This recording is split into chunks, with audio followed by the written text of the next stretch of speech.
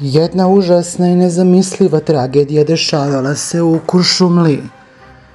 Kako izveštava Kurir, u restoranu u Kuršumliji povređen je 44-godišnji muškarac. Inače, ovaj muškarac je povređen kada mu je 27-godišnji muškarac i naneo više udaraca u predalu glave i to flašom. Svi su ostali u apsolutnom šoku kada je ova informacija dospela do društvenih mreža. Povređeni muškarac otpušten je na kućno lečenje, a lice koje mu je nanelo povrede je privedeno. On je i naravno nalazio se na odeljenju hirurgije opšte bolnice Prokuplje. Kada je osumnjičeni uhapšen, kako izveštava Kurir, imao je 1,7 promila alkohola u krvi. Javnost ostala je zaprepašćena. Napadač je dalji brat žene koja se porodila.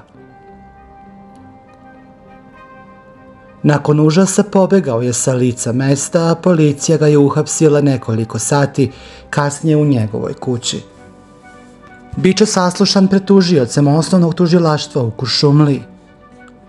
Na javnost se apeluje da ukoliko, ne daj Bože, i trpe neko nasilje, hitno to sve i prijave nadležnim institucijama. Dužni su naravno i moraju da vam pomognu. U reci Savi, u blizini Savske ulice, pronađeno je telo ženske osobe. Kako piše RTH, ujutru u reci Savi u blizini ulice Savske pronađeno je telo 45-godišnje žene, potvrdila je policijska uprava Sisačko-Moslavačka. Na telu žene nisu uočeni tragovi nasilja, što upućuje na to da se, barem za sada, na krivično delo ne sumnja. Kako je i javljeno, telo ženske osobe biće prevezeno na odeljenje patologije opšte bolnice, gde će biti obavljena i obdukcija tela kako bi se i moglo znati od čega je i zaista preminula.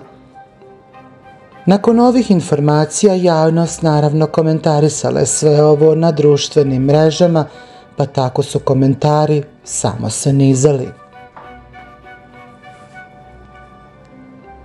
Kada je on izašao iz ćelije, celi Beograd bio je u potpunom strahu šta će se dogoditi i da li će nešto novo, još užasnije, da učini.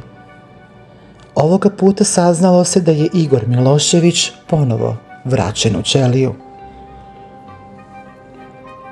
Inače, kako i pišu portali, sudija za prethodni postupak Prvog osnovnog suda u Beogradu odredio je pritvor koji po tom rešenju može trajati najduže 30 dana. Igor Milošević uhapšen je zbog sumnje da je izvršio krivična dela razbojništvo u pokušaju i razbojništvo. U fotografsku radnju došao je, a upotrebom sile neposredno napao oštećenu radnicu ADI i oduzeo je novac u iznosu od 2550 dinara. Inače, on je i pre bio naravno u ćeliji zbog toga što je zaista radio i više nego užasne stvari, a ovoga puta javljeno je da je on i vraćen nazad u ćeliju i verovatno će tu biti do 30 dana. Kada je ova informacija i ugledala svetlost dana, naravno komentari samo su se nizali i mnogi su komentarisali koliko je užasno što je uopće i bio van ćelije, ali ljudi su malo odahnuli sada kada znaju da je vraćen nazad, a šta će biti u nastavku saznaćemo u nastavku cele ove priče. Policijski službenici MUP-a kantona Sarajevo pronašli su i telo ženske osobe, Kako je saopšteno iz MUP-a kantona Sarajevo, telo je pronađeno pre tačno godinu dana. Dana 19. avgusta 2024. godine oko 22 časa i 45 minuta u stanu u jednoj ulici pronađeno je telo žene NS. Žena imala je 60 godina. Uviđajem je rukovodio tužilac, a obavili su ga pripadnici uprave policije MUP-a kantona Sarajevo.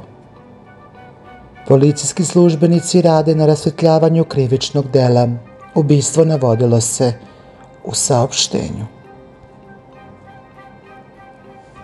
Međutim, policija kantona Sarajevo uhapsila je jednog muškarca, MD, koji je i 97. godište, zbog postojanja osnova sumnje da je ubio 60-godišnju ženu iz Sarajeva.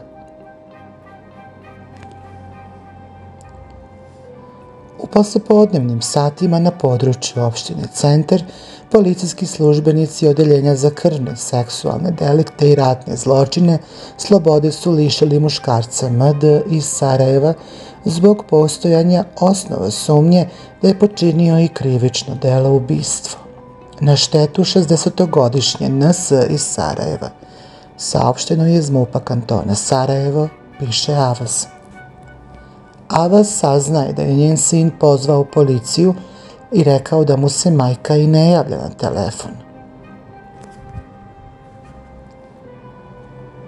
Izvršenjem uviđajem u stanu u određenoj ulici utvrđeno je da je žrtva imala povrede nanesene hladnim oružjem u predalu vrata.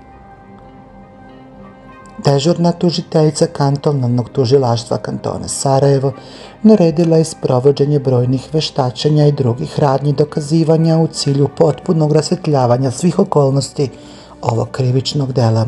Ubistvo stajalo je u saopštenju, piše Avaz. Kada je ova informacija dospela do društvenih mreža, javnost naravno da je komentarisala sve ovo na društvenim mrežama, pa tako su i zaista mnogi ostali jako tužni zbog svega onoga što se nažalost i dogodilo. Pitaju se ljudi da li ima kraja tužnim, užasnim i stravičnim vestima i kako je moguće da se ovoliko zločina naprosto dogodi. Nikome ništa nije jasno, a javnost se nada da će bar u skorije vreme da čitaju neke pozitivnije stvari i da će doći kraj tužnim, užasnim i stravičnim vestima koje, nažalost, nikoga ne mogu da ostave ravnodušnim. A komentari na društvenim mrežama na sve ove teme zaista su bile šarenoliki.